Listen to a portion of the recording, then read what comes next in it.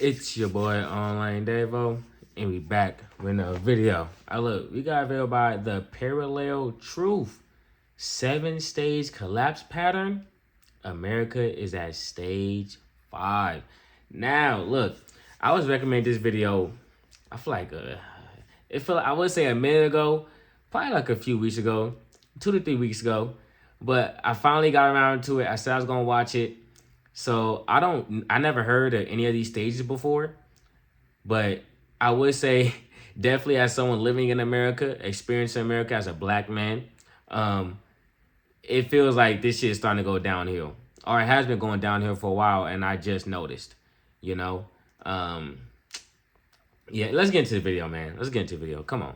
That has destroyed 3 global superpowers in the last 500 years. And right now in 2025, the United States is following that exact same pattern stage by stage, decision by decision, almost like we're reading from the same script that led to catastrophe every single time before. In 1590, Spain was the richest empire on earth. They controlled half the world's gold and silver. Their military dominated Europe. Their currency was accepted everywhere. Within 80 years, they were bankrupt, a second-rate power that never recovered. In 1914, Britain ruled the largest empire in human history. The sun never set on British territory. The pound sterling was the global reserve currency. Within 40 years, the empire was gone. The currency collapsed. They became America's junior partner. In 1991, the Soviet Union was the other superpower. Nuclear weapons, global influence, satellites spanning the globe. It ceased to exist in 900 days. Not from war, but from economic implosion. 3 times. 3 superpowers. 3 complete collapses, all following the exact same sequence. And here's what should terrify you. The United States has already completed 5 of the 7 stages. We're not approaching the pattern, we're deep inside it. This is the story of how empires die, why they always think they're different, and why the maths says that the United States is next. And it's happening faster than anyone wants to admit. Before we go through the pattern, you need to understand what imperial collapse actually looks like. Not in textbooks, but in practice. What it means when a superpower dies. Imperial collapse doesn't start with invasion or military defeat. It starts with economic exhaustion. The empire extends beyond its ability to maintain itself. Military bases in 150 countries, wars on multiple fronts, promises it cannot keep, debts it cannot repay. At first, the decline is invisible. The currency still works, the military still wins battles, the government still makes promises. But beneath the surface, the foundation is cracking, resources are misallocated, productive capacity shrinks, the best and brightest people leave, and then comes the acceleration. Allies start hedging, enemies test boundaries, trade partners seek alternatives, the reserve currency status erodes, and suddenly the advantages that made you powerful become vulnerabilities. Your currency once demanded by everyone comes flooding back home. Your military spread across the world becomes unsustainable. Your promises once guaranteed by strength become empty words.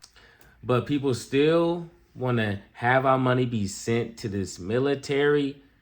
Bro, please, can my taxes be used on education? We have too many dumb niggas running around. Too many idiots, bro. But we know why they don't spend on education. We know why they don't spend on infrastructure. You know what I'm saying? Follow the money. Always follow the money, bro. This is what America is. This is what societies would offer, man. Especially in America. When it comes to America, it's either racism or money. Well, or racism or capitalism, my nigga. And they go hand in hand. You feel me? So it's like, I'm not trying to keep how money sent to fucking Israel and fucking bases in fucking the middle of nowhere, bro. Like, come on, gang. Send them niggas home. Have my money be spent elsewhere. Can I go to university for free? Can a nigga have some free healthcare? Huh? Can I go to the doctor when I feel sickness? Or do I gotta wait until I'm damn near dead to go? Come on, man. That's not theoretical. That's what happened to Spain, Britain, and the Soviet Union. And it happened because they made exactly the same decisions that America is making now. They believed their power was permanent. They overextended militarily. They debased their currency. And they refused to accept reality until collapse was already underway. Let's look at how it actually happened 3 times the exact same way. Let's start with the first global empire, Spain, from the 1500s to the 1600s. After Columbus discovered the Americas in 1492, Spain became the first true world power. They conquered the Aztec and Inca empires, seized control of the richest gold and silver mines ever discovered. By 1550, Spanish ships were bringing home 200 tons of silver per year. By 1600, over 400 tons annually. Spain controlled the money supply of Europe. The Spanish reals was the global reserve currency. Everyone wanted Spanish silver. And this is where the pattern begins, with a country that controls the money of the world and believes that it makes them invincible. King Philip II, who ruled from 1556 to 1598, had more money than any monarch in history, and he spent it on empire. Stage 1 is military overextension. Spain fought wars everywhere, simultaneously against the Ottoman Empire in the Mediterranean, against France and Italy, against Protestant rebels in the Netherlands, against England's navy, wars in the Philippines and wars in the Americas. By 1580, Spain had military commitments on 4 continents. The cost was staggering. Half of Spain's revenue went to the military, and still, it wasn't enough. Stage 2 is currency debasement. The Spanish crown couldn't pay its bills with taxes alone, so they did what every failing empire does. They debased the currency. They started mixing copper into silver coins. A coin that was supposed to be pure silver became 50% copper, then 75% copper. The face value stayed the same, but damn, they were stepping on the coins too? So, correct me if I'm wrong, is this a way of, I guess, technically them having inflation? Like, I don't know. I'm kind of, you feel me? I'm a little, you know what I'm saying? So I'm like, is this kind of their way of inflating their dollar, thus making it less, be worth less, having less purchasing power? the real value plummeted. By 1600, Spanish silver coins contained barely any silver. Merchants stopped accepting them at face value. Inflation exploded. Stage 3 is debt spiral. Spain borrowed constantly from Italian bankers, from German bankers, from anyone who would lend. By 1557, less than 20 years into Philip's reign, Spain declared bankruptcy. They defaulted on their debts, restructured, and kept borrowing. They declared bankruptcy again in 1560, again in 1575, again in 1596. 4 bankruptcies in 40 years. Each time they promised reforms. Each time they went right back to borrowing and spending. Stage 4 is loss of productive capacity. Here's what people don't understand about Spain's collapse. They had all the gold and silver in the world, and it destroyed them, because when you have unlimited money, you stop producing. Why grow food when you can import it? Why build ships when you can buy them? Why innovate when you can just spend? Spanish nobility considered every work beneath them. Damn, okay. So I guess in that sense, it's kind of like, you know, you get some money, you start getting a little comfortable. Man, I ain't finna go to the store. I'm finna DoorDash something, man. Ain't gonna lie. I feel that. I feel that. I ain't going grocery shop. I'm an Instacart. So that's what Spain was doing. Instead of going out building their shit, instead of providing jobs for the people of the country, they was outsourcing. Sounds familiar.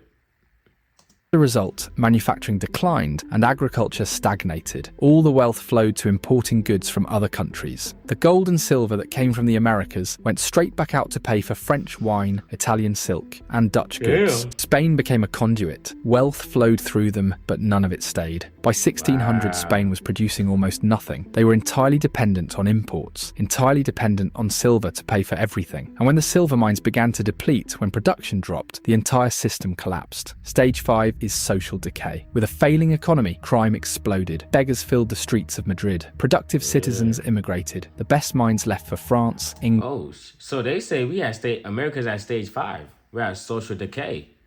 Okay, hold on. Let me see. Let me lock back in.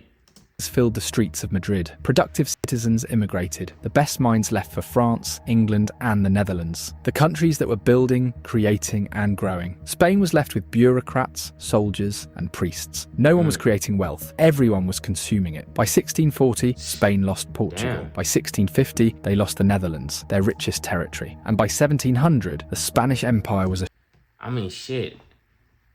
Damn, are we at stage 5? Because look, it feel like, you ain't gonna buy no house no time soon. Depending on, you were Gen Z, Gen A, Gen Alpha, nigga. Y'all better get used to renting, gang. Okay, get yourself a nice cardboard box and get comfortable under that bridge, my nigga, because it's about to get real treacherous. You know what I'm saying? Everything's going up, and the thing is, right? it's like let's factor in the war in Iran, right? With the Strait of Hormuz being blocked off and gas prices going up, thus making everything else that needs gas to be produced or needs gas to transport things is going up. And it's like, damn, bro, like, it could have been avoided. It could have been avoided, man. And it's like, damn, because it's like now we gotta literally pay the price of some shit that we didn't want to happen.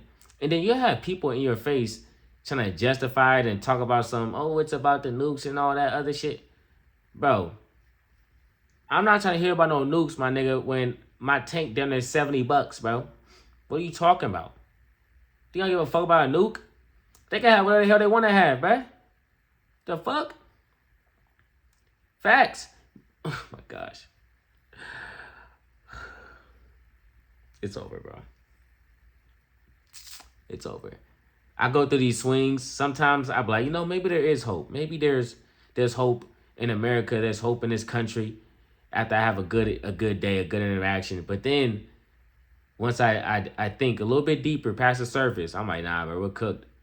Like, do what you can with what you got with the time you have remaining. Shit.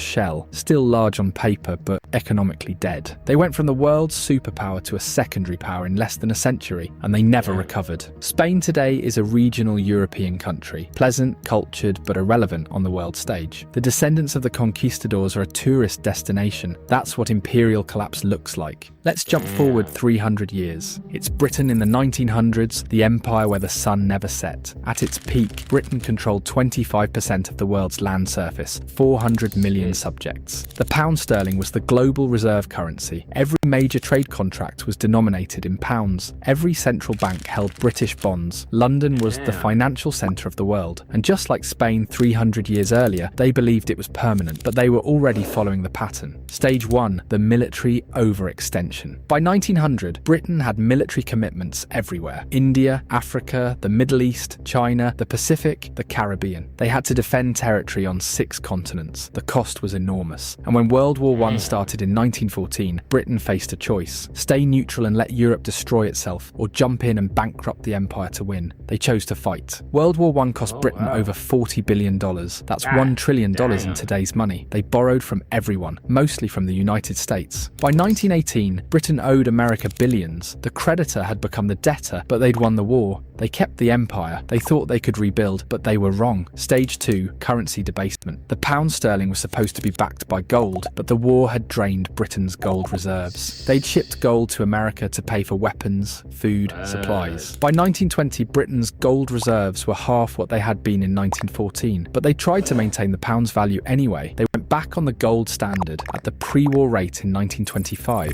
The problem was that the pound was overvalued. British exports became too expensive. Manufacturing declined, unemployment rose, and the government had to keep interest rates high to defend the currency. This destroyed the domestic economy. By 1931, they couldn't hold it anymore. Britain abandoned the gold standard. The pound lost 25% of its value overnight. Stage 3, the debt spiral. Britain never recovered from World War I debt, and then World War II started. Another $120 billion in costs, more borrowing from America. By 1945, Britain owed the... It's always America. America already got their hands in some shit, don't they?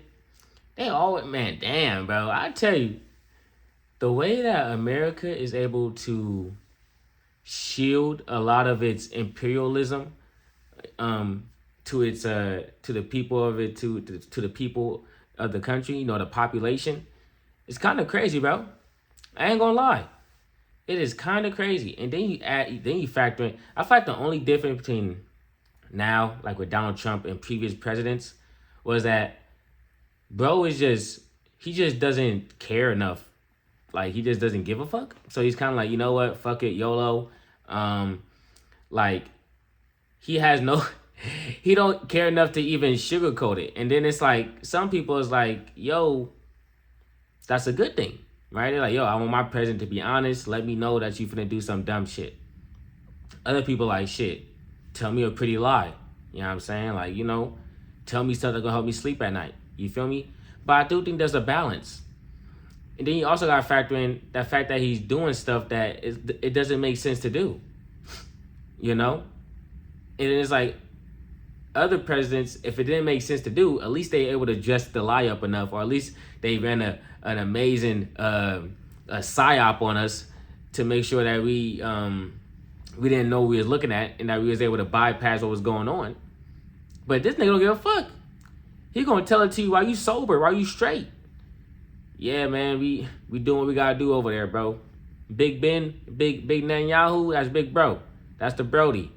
Putin, you know what I'm saying? You know what's up, man. Locked in, twin. You feel me? It's I'm just having fun with it, bro. I'm just having fun with it, man. That's all you can do. That's all you can do is have fun in this life, man. Facts. United States and Canada over 30 billion more than Britain's entire GDP. The war was won, but the empire was finished. They couldn't defend it anymore, couldn't afford it, couldn't maintain it. Stage 4, the loss of empire. In 1947, Britain gave up India, the crown jewel, and the source of wealth for 200 years gone. Over the next 20 years, they lost everything: Africa, Middle East, Southeast Asia, and the Caribbean. By 1970, the British Empire existed only in history books. Stage 5, the currency collapse. The pound kept falling. In 1940, £1 equaled $403. By 1950, $280. By 1970, $240. By 1980, £2 equaled 30, and today it's fallen to £27. The global reserve currency became a regional currency. Britain tried to maintain permanent seat on the UN Security Council, nuclear weapons, special relationship with America. But everyone knew the truth. They were a former power, a museum of what used to be great. The empire was gone and it never came back. Now let's look at the most recent example, the Soviet Union, which ruled from 1945 to 1991. After World War II, the USSR emerged as a superpower. They had nuclear weapons, massive military control over Eastern Europe, satellites in space, and they believed they were the future, and communism would bury capitalism and the Soviet model would dominate. For 45 years, they competed with America, matched USA militarily, built more tanks, more missiles, more troops, but beneath the surface, the economy was dying. Stage 1, the military overextension. The Soviet Union spent 15 to 20% of GDP on the military. That's triple of what America. It's crazy too because you always hear people talking about something. We need a strong military. We need a strong military to impose America's dominance, to make sure them niggas know not to fuck with us, that we are America, that we are exceptional, all that shit, right? And it's like, damn, you focus on that so much that you letting everything else lag. Like, you put so much time and shit into your wheels of your car, or into the engine of your car, right? That the rest of your car is dog shit, bro. You know what I'm saying? Your tires haven't been rotated in 2 years, my nigga. You got ball tires, all type of shit. Your door barely closed. Windows don't roll down. You got other shit you gotta worry about too, bro. That shit matter too. You know what I'm saying? And then you could even argue that the most important thing might not even be the military. It could be something else. But y'all make it the most important thing. So that's why I say, engine and all that. But the point is that you put so much money and time into one thing that you're purposely letting everything else lack. When everyone's telling you, like, bro, look at all these problems, look at all this shit that's wrong with your car. You like, nah, bro, I'm good, bro. As long as my engine good, I'm straight. You feel me? All right, keep on playing. Spent. They had to match American technology, American reach, American alliances. They were in Afghanistan, propping up Cuba, supporting Syria, Vietnam, North Korea, Angola, Ethiopia. Everywhere America had influence, they had to counter. The cost was unsustainable. Stage 2, the economic stagnation. The Soviet economy stopped growing in the 1970s. Oil revenue kept them afloat, but nothing else worked. Factories produced junk, farms failed, technology fell decades behind. By the 1980s, the Soviet Union was importing grain. A country with some of the best farmland on earth couldn't feed itself. Why? Because central planning doesn't work. Because innovation dies under control. Because no one produces when there's no incentive. Right. Stage 3, currency collapsed. The ruble was never a real currency. It couldn't be exchanged internationally. Even Soviet citizens didn't trust it. They used dollars when they could get them. The government had to buy foreign goods with gold and oil because nobody wanted. Damn, the own people of your country not even using your currency? Shit. Shit. Troubles. By 1985, oil prices dropped. Soviet gold reserves were depleting. They were running out of real money. Stage 4, the loss of empire. In 1989, the Berlin Wall fell. Eastern Europe left. Poland, Hungary, Czechoslovakia, Romania, East Germany, all gone in a year. The satellites that gave the Soviet Union strategic depth vanished. The Soviet government couldn't stop it, and they were broke. Stage 5, the complete collapse. On December 26, 1991, the Soviet Union ceased to exist. 900 days from Berlin Wall to complete dissolution. No war, no invasion, just economic implosion. The military couldn't be paid, the government couldn't function, the ruble became worthless. A superpower with 30,000 nuclear weapons collapsed from internal economic failure. The pattern played out again: overextension, currency failure, debt, loss of empire, and finally collapse. And here's what should keep you awake at night. The United States is following the exact same pattern stage by stage. Let me show you how. Stage 1, the military overextension. The United States has over 750 military bases in 80 countries. It has troops in... Did bro just say 750? God damn. The United States has over 750 military bases in 80 countries. It has troops in 150 countries. It is committed to defending Europe through NATO, defending Japan, South Korea, the Philippines, fighting in the Middle East, countering China, countering Russia. Its military budget is $850 billion annually, more than the next 10 countries combined. But the equipment is aging, recruitment is down, and USA has commitments it cannot fulfill. If China invades Taiwan, if Russia pushes into NATO territory, if Iran closes the Persian Gulf, it cannot respond to all of it simultaneously. USA is overextended, just like Spain, just like Britain, just like the USSR. Stage 2, the currency debasement. I wonder where all that military money is going. I mean, if all the equipment's outdated, there's no type of innovation, what you got going on? What the fuck is $850 billion going, bro? What is y'all doing with that? They always don't trust them, bro. I'm telling you, bro. This do not trust them.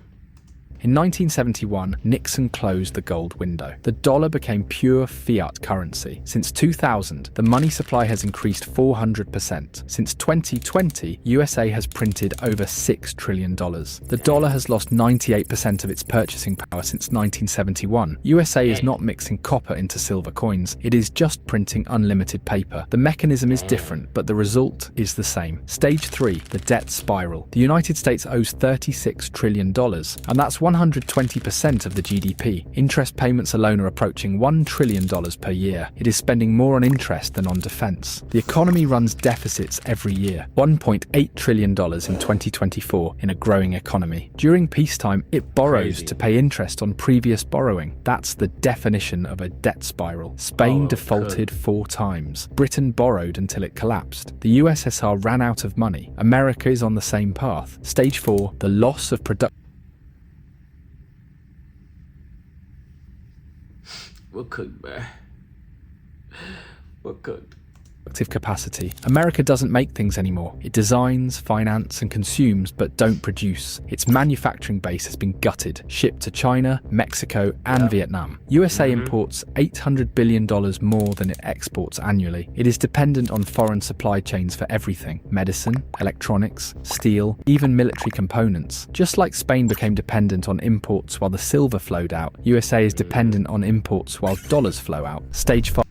You know what's crazy too? These people always talk about something. The immigrants are taking all the jobs, and we're bringing jobs home. But when bro has the opportunity to get all these things rolling, he has the opportunity to set things in place for your ass to get a job in your country, and these niggas still choose to outsource, bro. You know why? Because it's cheaper, bro. It's cheaper. It always comes down to money, man. Always come down to money. It's like, bro, if I can pay them $10 an hour and I gotta pay you 20, I'm good, bro. I'm gonna pay them niggas 10. That's how they thinking, bro. They don't give a fuck. You think they gonna pay you extra for the love of the game? You American, so I got you, bro. I got you. No. My nigga, I'm trying to get a raise, my nigga. I'm trying to make sure my shareholdings go up. I'm trying to make sure I retire with an extra milli. I ain't finna sit around here and throw you a bone. 5. Social decay. Trust in institutions is at all-time lows. Crime is rising. Homelessness is exploding. Drug overdoses kills 100,000 Americans annually. The best and brightest are leaving or checking out. Fertility rates are collapsing. Political dysfunction is total. We Americans can't agree on anything, can't fix anything, can't build anything. The signs of decay are everywhere, but everyone pretends it's fine. It's not fine. We're on stage 5 of 7. The Soviet Union made it to stage 5 before complete collapse. So did Britain. Spain lasted longer, but the pattern is the same. We're not at the end yet, but we're deep into the sequence. Stage 6 is loss of reserve currency status. That's when allies start diversifying. When trade moves to other currencies. When the dollar comes flooding back home because no one needs to hold it anymore. And we're seeing early signs. BRICS nations are developing alternatives. Central banks are buying gold. China and Russia are trading in yuan and rubles. Saudi Arabia is accepting yuan for oil. The cracks are forming. Stage 7 is total collapse. Not gradual decline, sudden implosion. The Soviet Union went from superpower to non-existent in 900 days. Britain lost the empire in 20 years. Spain took longer, but the result was the same. When the reserve currency fails, when the debt becomes impossible, when the military can't be funded, it doesn't... Yeah, let me get my passport. Yeah. I'm not going down with this shit. I'm gonna tell you that. I'm gonna be real. Alright? I'm not going down with this fucking place. Fuck that. All the shit they done to my people? What, nigga? Is you out of your mind? I'm on the first flight out this motherfucker, bro. What? Decline gracefully. It collapses quickly, brutally. And everyone who thought it couldn't happen here learns the same lesson every empire learns. It can, and it does. 3 empires followed this pattern. Spain, Britain, the USSR. Each believed they were exceptional. Each believed they were different. Each believed the rules didn't apply to them. Or they were wrong every single time. The pattern doesn't care about exceptionalism. The pattern is mathematical. You cannot spend beyond your means forever. You cannot maintain empire without productive capacity. You cannot debase your currency without consequences. You cannot avoid stage 6 and 7 once you've completed 1 through 5. The sequence is locked in. The only question is timing. Maybe America has 10 years, maybe 5, or maybe less. But the pattern says that the collapse is coming. And when it comes, it won't be slow. It'll be sudden. Do subscribe to the channel if this... Yeah, nigga, bro tells you your country's finna collapse. Hey, yo, plus subscribe to my channel. Nah, nigga, you just told me that my whole world finna go down in like 10 years. What are you talking about? Man, shout out, bro, for the video. Shout out to the comment that told me to watch the video. This is a good video. Damn, man. Yeah, bro. There's nothing I could have done. So, I mean, yeah, there's nothing I could have done about this. This is inevitable. You know what I'm saying? It was beyond me. I couldn't partake in this situation. Greed, capitalism, big ass military budget in every 750 countries, bro. What are you talking about? I mean, 750 bases? What are you talking about, bro? What are we doing? We're nosy. We're always in everybody else's business instead of minding our own. We got motherfuckers overdosing over here, all type of shit. But we already know why they didn't do too much on the overdosing, or why they tried to label it as something else. You know what I'm saying? Label it as a crisis. That's what they do, you know, crisis. But we got people overdosing, homeless, people can't afford no rent, people can't buy no houses. People ain't getting hired for no jobs. They going to school, they racking up debt. But you know, we're sending money to other countries, making sure they good. Right? We focus on everybody else but ourselves, man. That's the American way. If you ain't doing that, you ain't being American, bro. I'm gone. Peace.